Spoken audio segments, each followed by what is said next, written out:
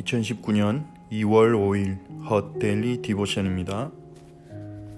오늘도 예수 그리스도와 동행하며 주님 주시는 기쁨으로 충만한 하루가 되시기 바랍니다. 마가복음 6장을 읽겠습니다. 예수께서 거기를 떠나사 고향으로 가시니 제자들도 따르니라. 안식일이 되어 회당에서 가르치시니 많은 사람이 듣고 놀라 이르되 이 사람이 어디서 이런 것을 얻었느냐? 이 사람이 받은 지혜와 그 손으로 이루어지는 이런 권능이 어찌 됨이냐? 이 사람이 마리아 아들 목수가 아니냐? 야고보와 요셉과 유다와 시몬의 형제가 아니냐? 그 누이들이 우리와 함께 여기 있지 아니하냐? 하고 예수를 배척한지라. 예수께서 그들에게 이르시되 선지자가 자기 고향과 자기 친척과 자기 집 외에서는 존경을 받지 못함이 없느니라 하시며 거기서는 아무 권능도 행하실 수 없어 다만 소수의 병자에게 안수하여 고치실 뿐이었고 그들이 믿지 않음을 이상히 여기셨더라. 이에 모든 촌에 두루 다니시며 가르치시더라. 12 제자를 부르사 둘씩 보내시며 더러운 귀신을 제어하는 권능을 주시고 명하시되 여행을 위하여 지팡이 외에는 양식이나 배낭이나 전대의 돈이나 아무것도 가지지 말며 신만 신고 두벌옷도 입지 말라 하시고 또 이르시되 어디서든지 누구의 집에 들어가거든 그곳을 떠나기까지 거기 유하라. 어느 곳에서든지 너희를 영접하지 아니하고 너희 말을 듣지도 아니하거든 거기서 나갈 때 발 아래 먼지를 떨어버려 그들에게 증거를 삼으라 하시니 제자들이 나가서 회개하라 전파하고 많은 귀신을 쫓아내며 많은 병자에게 기름을 발라 고치더라. 이에 예수의 이름이 드러난지라. 헤롯 왕이 듣고 이르되 이는 세례 요한이 죽은 자 가운데서 살아났도다. 그러므로 이런 능력이 그 속에서 일어나느니라 하고 어떤 이는 그가 엘리야라 하고 또 어떤 이는 그가 선지자니 옛 선지자 중에 하나와 같다 하되 헤롯은 듣고 이르되 내가 목벤 요한 그가 살아났다 하더라. 전에 헤롯이 자기가 동생 빌립의 아내 헤로디아에게 장가 등고로 이 여자를 위하여 사람을 보내어 요한을 잡아오게 가두었으니 이는 요한이 헤롯에게 말하되 동생의 아내를 취한 것이 옳지 않다 하였습니다.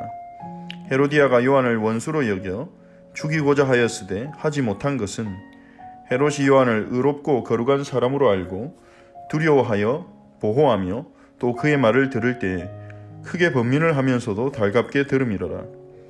마침 기회가 좋은 날이 왔으니 곧 헤롯이 자기 생일에 대신들과 천부장들과 갈릴리의 귀인들로 더불어 잔치할세. 헤로디아의 딸이 친히 들어와 춤을 추어 헤롯과 그와 함께 앉은 자들을 기쁘게 한지라. 왕이 그 소녀에게 이르되 무엇이든지 네가 원하는 것을 내게 구하라 내가 주리라 하고 또 맹세하기를 무엇이든지 내가 내게 구하면 내 나라의 절반까지라도 주리라 하거늘 그가 나가서 그 어머니에게 말하되 내가 무엇을 구하리이까? 그 어머니가 이르되 세례 요한의 머리를 구하라 하니 그가 곧 왕에게 급히 들어가 구하여 이르되 세례 요한의 머리를 소반에 얹어 곧 내게 주기를 원하옵나이다 하니 왕이 심히 근심하나 자기가 맹세한 것과 그 앉은 자들로 인하여 그를 거절할 수 없는지라.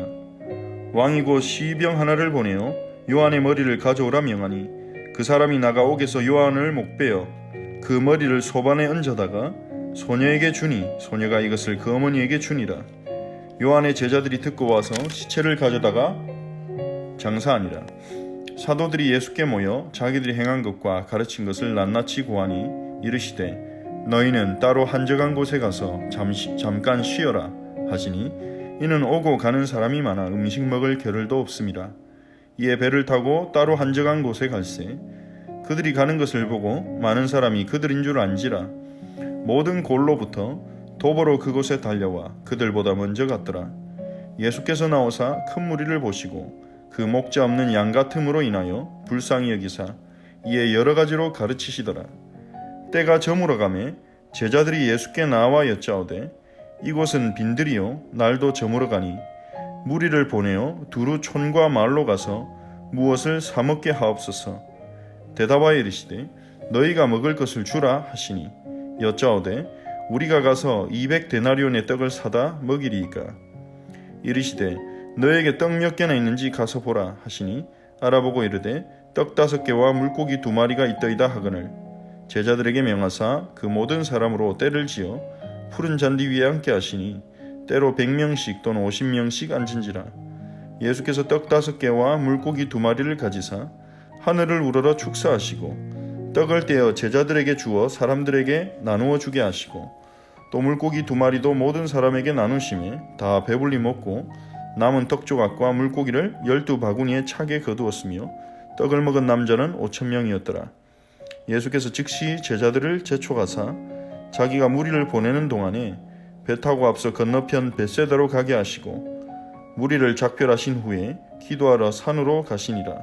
저물매 배는 바다 가운데 있고 예수께서는 홀로 뭇에 계시다가 바람이 거스름으로 제자들이 힘겹게 노젓는 것을 보시고 밤 4경쯤에 바다 위로 걸어서 그들에게 오사 지나가려고 하시매 제자들이 그가 바다 위로 걸어오심을 보고 유령인가 하여 소리 지르니 그들이 다 예수를 보고 놀람이라.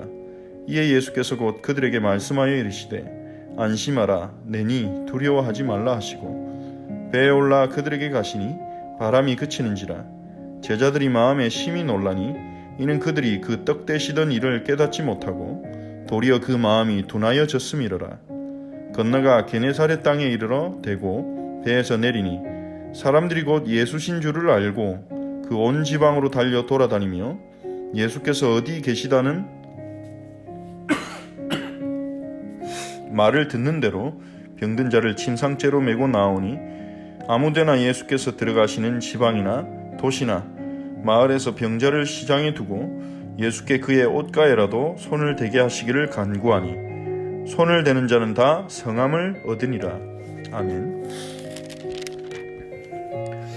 예수님의 고향인 갈릴리에서는 예수님을 배척했습니다. 그들은 예수님의 어린 시절을 보았고 또 예수님의 육신의 형제들이 자신들과 함께 살고 있었기 때문에 그들은 예수님을 잘 안다고 착각했죠. 예수님이 그리스도이심을 그들은 깨닫지 못한 것입니다. 그들이 가지고 있는 예수님에 대한 선입견 때문에, 편견 때문에 예수님이 그리스도라는 것을 깨닫지 못한 것입니다. 그래서 예수님이 안타까워하시죠. 지금도 마찬가지입니다. 우리는 교회에서 사람에게 시험 들거나 문제를 겪은 후에 예수님이 그리스도라는 것을 깨닫지 못하게 되는 경우들을 우리 주위에서 볼 수 있습니다.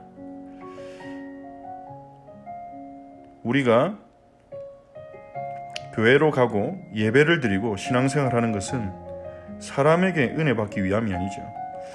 하나님은 공동체를 통해 그리고 말씀의 사역자를 통해 우리에게 메시지를 전달하시지만 우리가 발견해야 되는 것은 예수가 그리스도란 진리요, 우리의 구세주 되신 예수님을 발견하고 그분을 만나고 그분을 즐거워하는 은혜 가운데로 들어가야 되는 것입니다. 그게 신앙생활의 핵심이죠. 우리가 그 은혜를 누린다면 우리는 어떤 문제나 어려움이나 시험이 찾아와도 거기에 빠지지 않게 될 것입니다. 물론 잘못한 사람이 잘못한 것이지만 우리가 우리에게 잘못한 사람이나 잘못된 사람들의 행동들 때문에 우리가 예수가 그리스도 되심을 보지 못한다면 그것은 너무나 안타까운 일이죠. 예수님의 고향에 있던 사람들이 그와 같았습니다. 예수님을 인간적으로 육신적으로만 보고 예수님이 그리스도라는 사실을 보지 못한 것입니다. 우리는 우리의 선입견과 편견을 내려놓고 예수님이 그리스도 되심을 깨닫고 예수님을 발견하고 예수님을 누리는 은혜를 하나님께 구해야 합니다. 그것이 하나님이 주시는 은혜죠. 많은 사람은 깨닫지 못했지만 베드로가 고백했을 때 주는 그리스도시요 살아계신 하나님의 아들이십니다 고백했을 때 예수님께서는 이를 네게 알게 하니는 혈육이 아니라 하늘에 계신 내 아버지시니라 라고 말씀하셨습니다.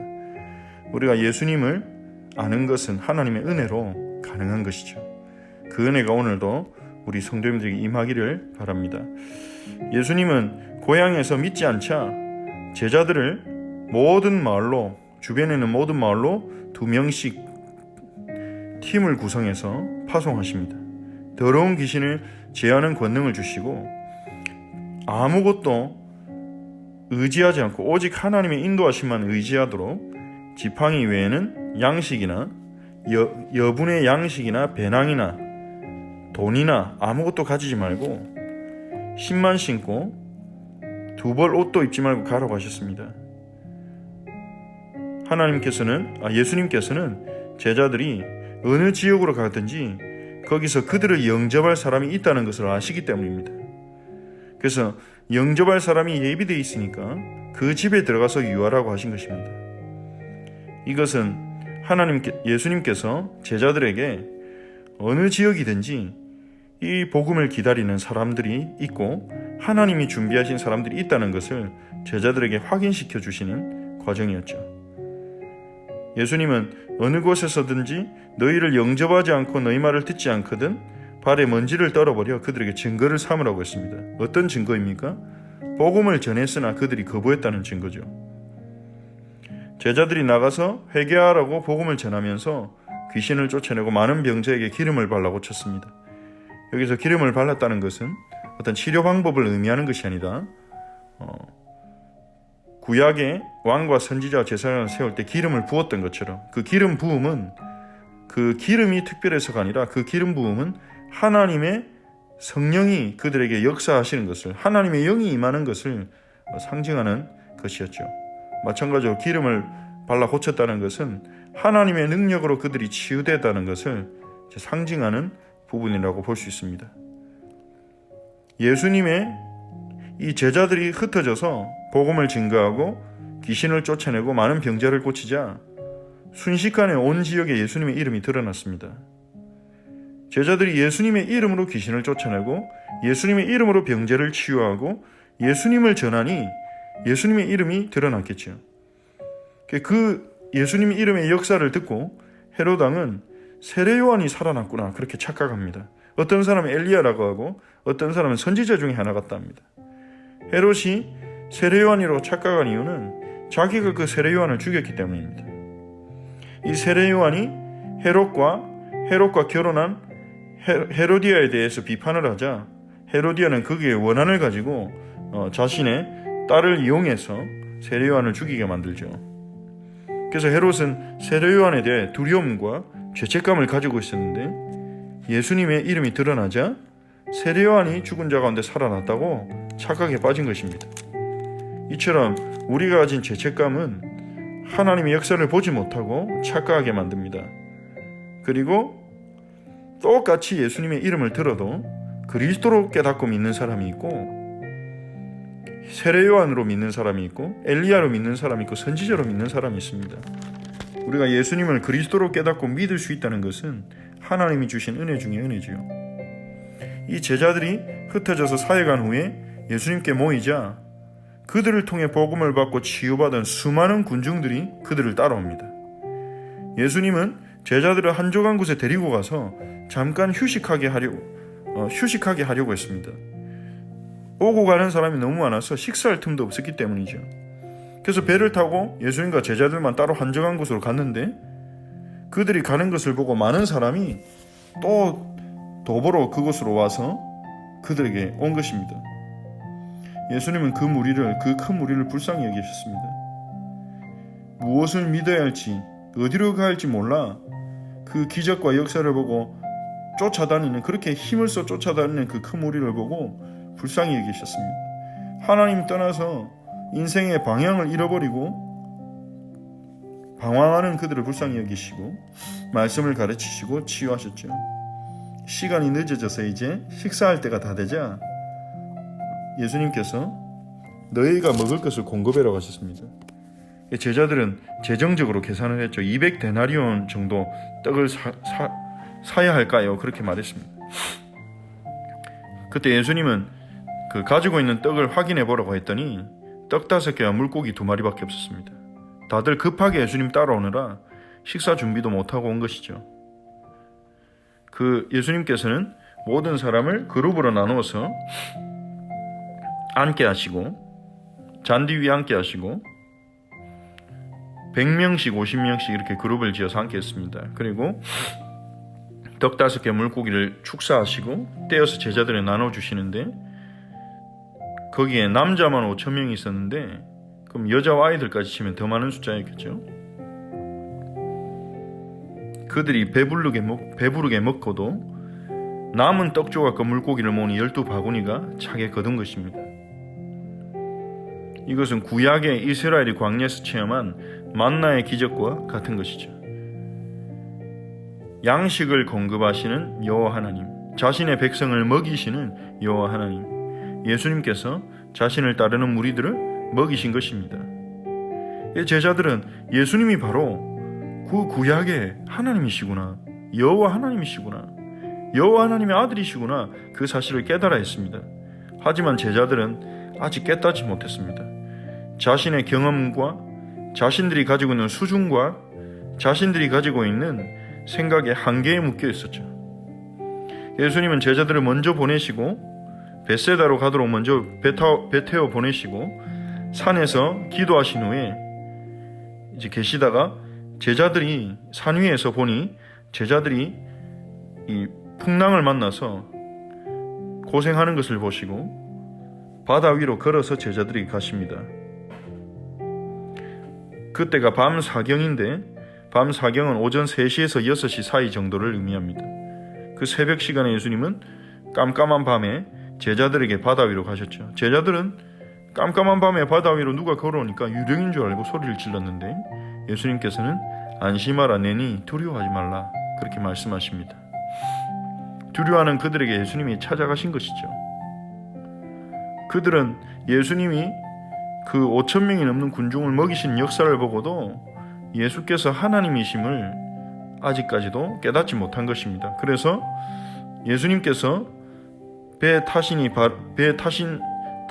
타시고 바람이 그치자 제자들은 깜짝 놀랐습니다. 그 이유는 그들이 여전히 예수님이 누군지 깨닫지 못했기 때문이고 자신들의 생각과 경험에 매여 있기 때문이죠. 예수님은 게네사렛 지방에 이르셔서 많은 병자를 치유하셨습니다. 예수님을 만나는 사람, 예수님의 옷가에라도 손을 대는 사람은 치유받았습니다. 예수님은 모든 치유와 축복의 근원이십니다. 오늘 우리가 마가복음 6장을 읽었는데 이 마가복음 6장을 붙잡고 우리가 오늘 기도하면서 예수님을 바라보고 예수님과 동행하는 하루가 되기를 원합니다. 우리의 선입견이나 우리의 편견 때문에 예수님이 그리스도라는 이 복음을 놓치지 않도록 은혜를 구합시다. 그리고 예수님께서 우리의 인생에 그리고 우리의 사역에 모든 것을 준비해 놓으셨다는 것을 예수님만 의지하면 된다는 것을 그 하나님의 역사를 볼 수 있도록 우리가 기도합시다.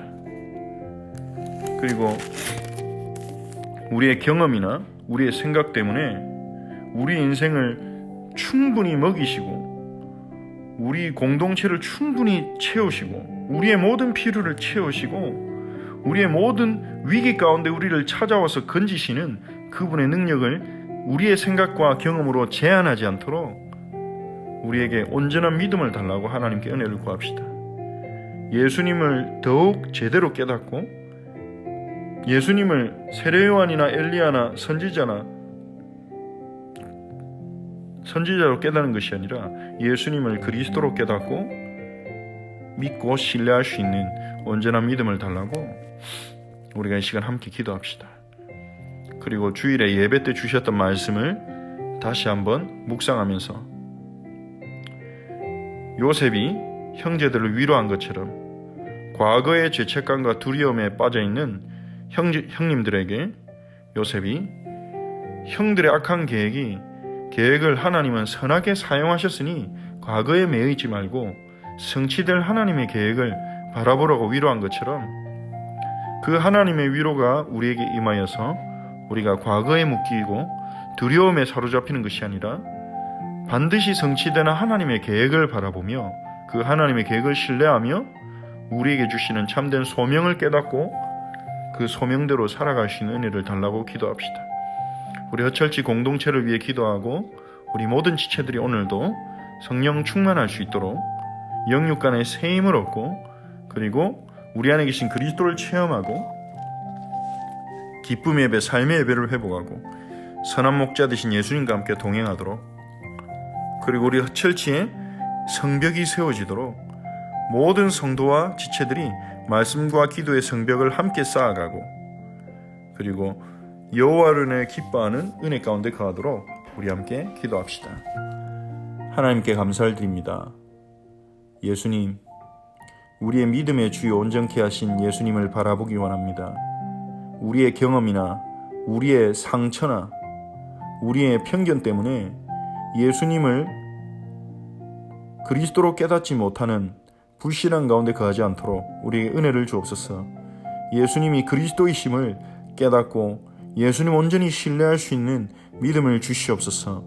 예수님, 헤롯 왕처럼 예수님을 세례 요한으로 보는 것이 아니라, 예수님을 엘리야나 선지자 중에 하나로 믿는 것이 아니라 예수님을 그리스도로 믿고 온전히 신뢰하기 원합니다. 저희를 인도하옵소서. 예수님은 우리의 인생을 온전히 책임지실 수 있음을 믿게 하옵소서. 하나님, 떡 5개와 물고기 2마리로 5,000명이 넘는 군중을 먹이신 그 예수님이 우리의 주인이심에 감사를 드립니다. 예수님께서 우리의 남은 생과 우리의 모든 후대를 책임지실 것을 믿고 온전히 주님을 신뢰하며 주님의 계획을 의지하는 저희가 되게 하옵소서. 하나님, 우리가 위기 당할 때, 풍랑 가운데 있을 때 우리를 찾아오셔서 우리를 구원해 주시는 예수님이 우리의 구주이심을 믿고 두려움을 버리고 두려움에서 벗어나는 은혜를 주시옵소서. 치유의 근원이신 주 예수여, 이 시간 우리 모든 지체들에게 주님의 능력의 손으로 만지시사 치유하시고 고쳐주시고 새힘을 주옵소서. 예수님, 요셉이 자신의 형들, 과거에 묶여서 죄책감과 두려움에 빠지는 자신의 형들을 하나님의 언약으로 위로했듯이 형들의 악한 계획이 하나님의 계획 속에서 선한 목적으로 사용되었다고 위로하며 그들이 과거에서 벗어나라고 위로했듯이, 하나님, 오늘 우리를 위로하사 우리에게 은혜를 베푸사 우리가 과거에 매여 있는 생각에서, 체질에서 벗어나게 하시고 하나님의 언약과 온전한 하나님의 계획을 바라보게 하옵소서. 예수님, 정말 우리의 마음과 생각을 치유하사 과거에 매여 있지 않고 하나님의 계획을, 하나님의 언약을 온전히 신뢰하며 주님이 주시는 소명을 따라 살아가도록 은혜를 주옵소서. 오늘도 허철치 모든 지체들에게 성령의 충만한 은혜를 주시고 영육간의 세임을 주시고 우리 안에 계신 그리스도를 체험하도록 은혜를 베푸시고, 하나님, 기쁨의 예배, 삶의 예배를 회복하게 하옵소서. 선한 목자 되신 예수님을 따라 평안한 삶을 누리게 하옵소서. 하나님께서 철치의 성벽을 세워주시되 모든 지체가 말씀과 기도의 성벽을 함께 쌓아가며 하나님, 모든 지체들이 여호와로 인하여 기뻐하는 하나님 은혜를 누리게 하옵소서. 여호와로 인하여 기뻐하는 법을 배우게 하옵소서. 하나님, 그것이 우리의 힘임을 알게 하옵소서. 세상의 힘을 추구하는 것이 아니라 여호와 안에서 즐거워하는 법을 찾아내고 누리고 추구하는 저희가 되게 하옵소서. 하나님, 말씀 사모하는 은혜를 저에게 허락하여 주시옵소서. 우리 모든 성도들과 모든 우리 후대들이 하나님의 말씀을 사모하며 예배에 대한 기대감으로 예배에 모이게 하시고, 하나님, 주님을 사모하여 기도하지 않을 수 없도록 은혜를 베푸시고 말씀을 붙잡는 그 시간이 가장 즐겁고 달콤한 시간이 되게 하옵소서. 예수님, 감사합니다. 예수님 이름으로 기도합니다. 아멘. 주기도문으로 함께 기도하겠습니다. 하늘에 계신 우리 아버지여, 이름이 거룩히 여김을 받으시오며 나라가 임하시오며 뜻이 하늘에서 이루어진 것 같이 땅에서도 이루어지이다. 오늘 우리에게 일용할 양식을 주시옵고 우리가 우리에게 죄진 자를 사하여 준 것 같이 우리 죄를 사하여 주시옵고 우리를 시험에 들게 하지 마시옵고 다만 악에서 구하시옵소서. 나라와 권세와 영광이 아버지께 영원히 있사옵나이다. 아멘.